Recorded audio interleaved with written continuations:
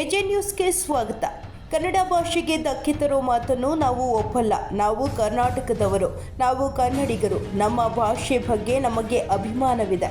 ನಮ್ಮ ಭಾಷೆಗೆ ಧಕ್ಕೆ ತರುವಂತಹ ಹೇಳಿಕೆಗಳನ್ನು ಒಪ್ಪಲ್ಲ ಅಂತ ತಮಿಳು ಭಾಷೆಯಿಂದ ಕನ್ನಡ ಹುಟ್ಟಿದೆ ಎಂಬ ನಟ ಕಮಲ್ ಹಾಸನ್ ಹೇಳಿಕೆಗೆ ಕಾರ್ಮಿಕ ಸಚಿವ ಸಂತೋಷ್ ಲಾಡ್ ಕಿಡಿಕಾರಿದ್ದಾರೆ. ಈ ಬಗ್ಗೆ ಮಾತನಾಡಿದ ಅವರು, ಅವರವರ ಅಭಿಪ್ರಾಯವನ್ನು ಅವರು ಹೇಳ್ತಾರೆ. ಆದರೆ ಇಂತಹ ಮಾತನ್ನು ಕನ್ನಡಿಗರ ಭಾವನೆಗಳಿಗೆ, ಕನ್ನಡ ಭಾಷೆಗೆ ಧಕ್ಕೆ ತರುವ ಹೇಳಿಕೆ ನೀಡಿದ್ದಾರೆ, ಖಂಡಿಸುತ್ತೇನೆಂದರು. ಇನ್ನು ಉಚ್ಚಟಿತ ಎಸ್.ಟಿ. ಸೋಮಶೇಖರ್ ಮತ್ತು ಶಿವರಾಮ್ ಹೆಬ್ಬಾರ್ ಪಕ್ಷಕ್ಕೆ ಬಂದರೆ ಸ್ವಾಗತ. ಇಬ್ಬರನ್ನು ಬಿಜೆಪಿಯಿಂದ ಉಚ್ಚಾಟನೆ ಮಾಡಲಾಗಿದೆ. ನಮ್ಮ ಪಕ್ಷಕ್ಕೆ ಬಂದರೆ ಸ್ವಾಗತಿಸುತ್ತೇನೆ. ನಮ್ಮ ಪಕ್ಷ ಡಬಲ್ ಡೆಕ್ಕರ್ ಬಸ್ ಇದ್ದ ಹಾಗೆ, ಯಾರಾದರೂ ಬರಬಹುದು, ಹೋಗಬಹುದು. ಈ ನಿಟ್ಟಿನಲ್ಲಿ ಹೈಕಮಾಂಡ್ ಸೂಕ್ತ ತೀರ್ಮಾನ ಕೈಗೊಳ್ಳುತ್ತೆ. ಇಬ್ಬರು ಶಾಸಕರ ಜೊತೆ ಮತ್ತಷ್ಟು ಬಿಜೆಪಿ ಶಾಸಕರು ಬರೋ ವಿಚಾರ ಕಾಂಗ್ರೆಸ್ಸಿಗೆ ಬರಬಹುದು. ಪಕ್ಷದ ಸಿದ್ಧಾಂತ ಒಪ್ಪಿ ಬರೋರಿಗೆ ಸ್ವಾಗತ. ಸಿದ್ದರಾಮಯ್ಯ ಮತ್ತು ಡಿಕೆಶಿ ನಾಯಕತ್ವ ಒಪ್ಪಿ ಬಂದರೆ ಹೃತ್ಪೂರ್ವಕವಾಗಿ ಸ್ವಾಗತಿಸುತ್ತೇನೆ. ಬರುವವರನ್ನ ತಗೋಬೇಕು, ಬೇಡವೋ ಅನ್ನೋದನ್ನ ಪಕ್ಷ ನಿರ್ಧರಿಸುತ್ತೇನೆಂದರು. ಇನ್ನು ನಾನು ಪ್ರಧಾನಿ ಮೋದಿ ಅವರಿಗೆ ಎಂದಿಗೂ ಬೈದಿಲ್ಲ. ಆದರೆ ನಾನು ಪ್ರಶ್ನೆ ಕೇಳಿದ್ದೇನೆ. ಪ್ರಶ್ನೆ ಕೇಳೋದು ತಪ್ಪ. ಮೋದಿ ಅವರು ನಮ್ಮ ಪ್ರಧಾನಿ ಇದ್ದಾರೆ, ಹೀಗಾಗಿ ನಾವು ಪ್ರಶ್ನೆ ಕೇಳ್ತೇವೆ. ಪ್ರಶ್ನೆನೇ ಕೇಳಬಾರದು ಅಂದರೆ ಹೇಗೆ? ಕೇಳಿದರೆ ಅವರ ಮೇಲೆ ವೈಯಕ್ತಿಕ ದಾಳಿ ಮಾಡ್ತಾರೆ. ಭಾರತ GDPಯಲ್ಲಿ 4ನೇ ಸ್ಥಾನಕ್ಕೇರಿದೆ. ಆದರೆ ತಲಾ ಆದಾಯದಲ್ಲಿ 146ನೇ ಸ್ಥಾನದಲ್ಲಿದೆ. ಅದರ ಬಗ್ಗೆ ಬಿಜೆಪಿಯವರು ಯಾಕೆ ಮಾತನಾಡುತ್ತಿಲ್ಲ? ವ್ಯಾಪಂ ಹಗರಣ ಸೇರಿ ಅನೇಕ ಹಗರಣಗಳು ನಡೆದಿವೆ. ಅವುಗಳ ಬಗ್ಗೆ ಬಿಜೆಪಿಯವರು ಯಾಕೆ ಮಾತನಾಡುತ್ತಿಲ್ಲ ಎಂದು ಪ್ರಶ್ನೆ ಮಾಡಿದ್ದಾರೆ. ವೈಯಕ್ತಿಕವಾಗಿ ಮಾತಾಡಿವಾ? ಇವರೇ ಅಧಿಕಾರದಲ್ಲಿದ್ದು ಇವರೆಲ್ಲರನ್ನ ವೈಯಕ್ತಿಕವಾಗಿ ಮಾತನಾಡ್ತಾರೆ. ನೆಹರು ಸಾಹೇಬ್ರ ಬಗ್ಗೆ ವೈಯಕ್ತಿಕವಾಗಿ ಮಾತನಾಡ್ತಾರೆ. ರಾಹುಲ್ ಗಾಂಧಿ ಬಗ್ಗೆ ವೈಯಕ್ತಿಕವಾಗಿ ಮಾತನಾಡ್ತಾರೆ. ಅಧಿಕಾರದಲ್ಲಿ ನೀವಿದ್ದೀರಿ. ನೀವು ಇವತ್ತು ಜನರ ಸಮಸ್ಯೆಗೆ ಏನು ಕಂಡಿಡ್ದಿರಿ? ನೀವೇನು ಮಾಡಿದ್ರೆ ಒಂದೇನು ರಿಪೋರ್ಟ್ ಕಾರ್ಡ್ ಇದೆಯಾ? ಏನನ್ನ ರಿಪೋರ್ಟ್ ಕಾರ್ಡ್ ಇದೆಯಾ? ಏನಾರು ಮಾಡಿದಾರಂತ ಜೋಶಿ ಸಾಹೇಬ್ರು ಹೇಳ್ತಾರೆ. ರಿಪೋರ್ಟ್ ಕಾರ್ಡು ಹೇಳಕ್ಕೆ ಹೇಳ್ರಿ. ಅಲ್ಲ ಸರ್, ಮೊನ್ನೆ 2 ವರ್ಷದ ಸಾಧನೆ ಸಮಾವೇಶ ಮಾಡಿದ್ರಿ. ಹಗರಣಗಳು ಮಾಡಿದ್ದೇ ಅವರು ಸಾಧನೆ ಅಂತ ಹೇಳ್ರಿ. ಹಗರಣಗಳು ಬಗ್ಗೆ ಅವರು ಟೀಕೆ ಮಾಡಲಿ. ಇವ್ರ ಹಗರಣಗಳ ಬಗ್ಗೆ ನಾನು ಮಾತಾಡ್ತಾರೆ. ಒಂದೇ ಒಂದು ಫೋನ್ ನಂಬರ್ನಲ್ಲಿ ಹೋಗಿ ಮೋದಿ ಸಾಹೇಬ್ರಿಗೆ ಕೇಳ್ರಿ. MP ಸ್ಟೇಟ್ನಲ್ಲಿ ಒಂದೇ ಒಂದು ಇದು ಪ್ರಧಾನಮಂತ್ರಿ ಏನು ನಮ್ಮ ಪ್ರಧಾನಮಂತ್ರಿ ಇದು ಭೀಮಾ ಯೋಜನೆ ಇದೆ, ಹೆಲ್ತ್ PM ಕೇಸ್ ಅಲ್ಲಲ್ಲ, ಫಸಲಲ್ಲ, ಹೆಲ್ತ್ ಭೀಮಾ ಆಭಾ ಕಾರ್ಡ್ ಇದೆಯಲ್ಲ, ಒಂದೇ ಒಂದು ಮೊಬೈಲ್ ನಂಬರಿಗೆ 35,000 ಕೋಟಿ ಹೊಡ್ಕೊಂಡಿದ್ದಾರೆ. ಒಂದೇ ಒಂದು ಮೊಬೈಲ್ ನಂಬರಿಗೆ 7 ಲಕ್ಷ ಜನ ಬೆನಿಫಿಷರಿ ಒಂದೇ ನಂಬರಿಗೆ ಆಗಿದೆ. ಇದ್ರ ಬಗ್ಗೆ ಚರ್ಚೆ ಮಾಡ್ತಾರಾ? ವ್ಯಾಪಂ ಕೇಸ್ ಅಂತ ಆಯಿತು. ಗೊತ್ತದ ನಿಮ್ಗೆ ವ್ಯಾಪಂ ಕೇಸು? ಗೊತ್ತಿದೇನ್ರಿ ವ್ಯಾಪಂ ಕೇಸು? 44 ಜನ ಮರ್ಡರ್ ಆಗಿದ್ದಾರೆ. ಎಷ್ಟು? A1ಲಿಂದ ಹಿಡಿದು A2ವರೆಗೆ ಹಿಡಿದು 48 ಜನ ಅದಕ್ಕೆ ಕೇಸ್ ಆಗಿತ್ತು. 44 ಜನ ಮರ್ಡರ್ ಆಗಿದ್ದಾರೆ ರೀ. 44 ಪೀಪಲ್ ಮರ್ಡರ್ ಆಗಿ. ಪ್ರಪಂಚದಲ್ಲಿ ಇಂಥ ಒಂದು ದೊಡ್ಡ ಮರ್ಡರ್ ಎಲ್ಲೇ ಆಗಿಲ್ಲ. ಯಾರ್ಯಾರು ವಿಟ್ನೆಸ್ಗಳಿದ್ದಾರೆ? 44 ಜನ ಮರ್ಡರ್ ಆಗಿದ್ದಾರೆ ದೇಶದಲ್ಲಿ. ಇದ್ರ ಬಗ್ಗೆ ಚರ್ಚೆ ಎಲ್ಲ ಐತಾ?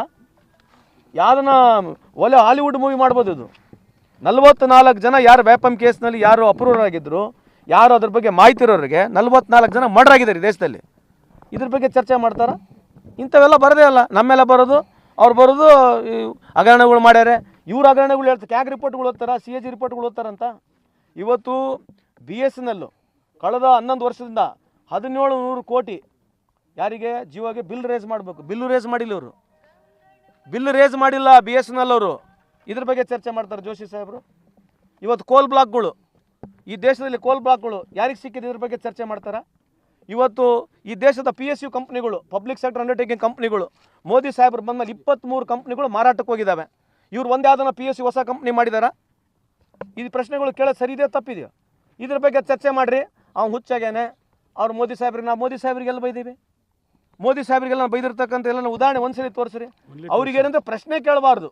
ಯಾಕ್ರಿ ಜೋಶಿ ಸಾಹೇಬ್ರೆ 29,000 ಇರ್ತಕ್ಕಂಥ ಬಂಗಾರ 90,000 ಆಗಿದೆ? ಉತ್ತರ ಇಲ್ಲ ಅದಕ್ಕೆ. ಏನು ಕೇಳಬಾರ್ದು? ಆಯಿತು, ನಿಮ್ಮ ಬಂದಾಗ್ಲಿಂದ IIT ಎಷ್ಟಾಗಿದ್ದಾವೆ, IIMಗಳು ಎಷ್ಟಾಗಿದ್ದಾವೆ, ಎಷ್ಟು ಜನಕ್ಕೆ ಕೆಲಸ ಕೊಟ್ಟಿರಿ? ಇಂಥ ವಿಚಾರಗಳು ಏನು ಮಾತಾಡಬಾರ್ದು. ಅವರಿಗೆ ಏನೇ ಒಂದು ವಿಚಾರ ಮಾತಾಡಿದ್ರೆ ಅವರಿಗೆ ನಮ್ಮ ಮೇಲೆ ಪರ್ಸನಲ್ ಆಗಿ ಮಾತನಾಡೋದು ಬಿಟ್ಟರೆ ಬೇರೆ ಏನು ಉಳಿದಿಲ್ಲ. ಈ ದೇಶ ಧೂಳಿಪಟ ಎದ್ದೋಗಿ, ಧೂಳಿಪಟ. ಈ ದೇಶದಾಗ ಏನು ಉಳಿದಿಲ್ಲ. ಇವತ್ತೇ $4 ಟ್ರಿಲಿಯನ್ ಮುಟ್ಟಿದೆ ಅಂತ ಹೇಳ್ತಾರಲ್ಲ. ಇವತ್ತು ಪರ್ ಕ್ಯಾಪಿಟಲ್ ಇನ್ಕಮ್ ಈ ದೇಶದಲ್ಲಿ ಇರ್ತಕ್ಕಂಥದ್ದು 146 ಸ್ಥಾನದಲ್ಲಿದ್ದೀವಿ. ಇವತ್ತು $4 ಟ್ರಿಲಿಯನ್ ಇದ್ದು ನಾವು 4ನೇ ಸ್ಥಾನದಲ್ಲಿದ್ದರೂ ಕೂಡ GDPನಲ್ಲಿ, ವರ್ಲ್ಡ್ GDPನಲ್ಲಿ ಮೊದಲನೇ ಇರತಕ್ಕಂಥದ್ದು ಅಮೇರಿಕ ಇದೆ. ಇಟ್ಸ್ ಅರೌಂಡ್ ಅಬೌಟ್ $30 ಟ್ರಿಲಿಯನ್ ಇದೆ. ಚೈನಾ ಅರೌಂಡ್ $20 ಟ್ರಿಲಿಯನ್ ಇದೆ. ಚೈನಾಗೆ ನಮಗೆ ಕಂಪೇರ್ ಮಾಡ್ಕೊಂಡು ನೋಡ್ರಿ, ನಾವು $4 ಟ್ರಿಲಿಯನ್ ಇದ್ದೀವಿ. ಇವರು ಭಾಳ ಹೆಗ್ಗಳಿಕೆಯಿಂದ $4 ಟ್ರಿಲಿಯನ್ ಅಂತೆಲ್ಲ ಟ್ವೀಟ್ ಮಾಡ್ಕೊಳ್ತಿದಾರಲ್ಲ. If you are $4 trillion why China is $20 trillion? ಇದ್ರ ಬಗ್ಗೆ ಚರ್ಚೆ ಬೇಡ ಮಾತಾಡೋದು. ಚರ್ಚೆ ನಾವು ಚೈನಾ ನಾವು ಸೇಮ್ ಅಲ್ವಾ ಇರೋದು ಪಾಪ್ಯುಲೇಷನು? ಚೈನಾ ನಾವು ಸೇಮ್ ಪಾಪ್ಯುಲೇಷನ್ ಇದ್ದೀವಿ, ಅವ್ರು ಯಾಕೆ $20 ಟ್ರಿಲಿಯನ್ ಇದ್ದಾರೆ? ಇವತ್ತು 90% ಈ ಮಳೆ ಬರ್ತದಲ್ಲ, ಛತ್ರಿಗಳು ತರ್ತಿರಲ್ಲ ನೀವು, ಛತ್ರಿಗಳು 95% ಇಂಪೋರ್ಟ್ ಆಗಿದೆ ಚೈನಾನಿಂದ. $50 ಬಿಲಿಯನ್ ಇರ್ತಕ್ಕಂಥದ್ದು ಏನು ಇಂಪೋರ್ಟ್ ಇತ್ತು, ಡೆಫಿಸಿಟ್ $120 ಬಿಲಿಯನ್ ಡೆಫಿಸಿಟ್ ಇದೆ. ಮೇಕ್ ಇನ್ ಇಂಡಿಯಾ ಭಾರಿ ಮಾತಾಡ್ಬಿಟ್ರು. ಒಂದು ಏರ್ ಪಿನ್ ಕೂಡ ಮಾಡೋಕ್ಕಾಗಿಲ್ಲ ಇವ್ರ ಕೈಯಲ್ಲಿ. ಏರ್ ಪಿನ್ನು, ಬಾಚಣಿಕೆ, ಲೈಟು, ಈ ಸಣ್ಣ ಎಲೆಕ್ಟ್ರಿಕಲ್ ಐಟಮು, ಈ ದೀಪಿಕ ಪಡ್ಕೊನೆ ಬಾಂಬು, ಯಾವು ಪಟಾಕಿ ಬಾಂಬ್ಗಳು, ಮತ್ತು ಬೇರೆ ಅನ್ಕೋಬೇಡ್ರಿ. ಆ ಬಾಂಬ್ಗಳು ಅಲ್ಲಿಂದ ಬರ್ತವೆ. ಎಲ್ಲಿಂದ ಬರೋದು?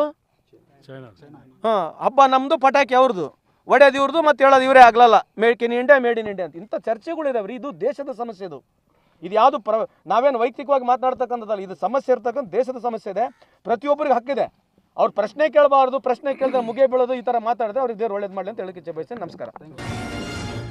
ಕನ್ನಡಿಗರ ಮೆಚ್ಚಿನ ನಿಮ್ಮ AJ 24/7 ನ್ಯೂಸ್ ಕನ್ನಡ ವಾಹಿನಿ ಇದೀಗ ಟಿವಿಯಲ್ಲಿ ಲಭ್ಯ. ಒಂದು ವೇಳೆ ನೋಟಿಸ್ ಕೊಟ್ಟಿದ್ರೆ ವಾಪಸ್ ತಗೋತೀವಿ. ಇವತ್ತು ವಕ್ಫ್ ಪ್ರಾಪರ್ಟಿ ಅಂತೇಳಿ ಬರ್ತದೆ ಅಂತ ಹೇಳಿದ್ರೆ ರೈತರು ಬೀದಿಗೆ ಬದಲು ಏನ್ ಮಾಡ್ಬೇಕಾಗತ್ತೆ? ಯಾರು ವೋಟ್ ಹಾಕಿಲ್ಲ ಅಂದ್ರೆ ಗ್ಯಾರಂಟಿನೆಲ್ಲ ಸ್ಟಾಪ್ ಮಾಡ್ಬಿಡ್ತೀವಿ.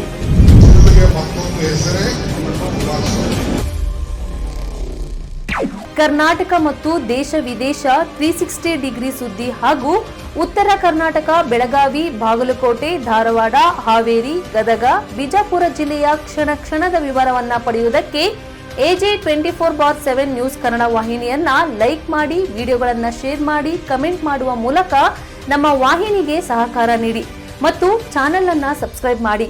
ಧನ್ಯವಾದಗಳು.